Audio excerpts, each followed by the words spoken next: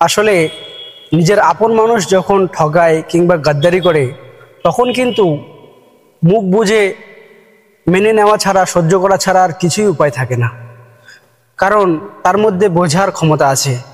আপনি যদি একটা পশুকে, ধরে নেন একটা সাপকে যদি আপনি সারা জীবন দুধ কলা দিয়ে মানুষ করেন, এক প্রান্তে গিয়ে যদি ওই সাপটি আপনাকে সবল মারে, তো আপনি নিজেকে সান্ত্বনা দিতে পারবেন যে যাই হোক, এর মধ্যে বোঝার ক্ষমতা নেই।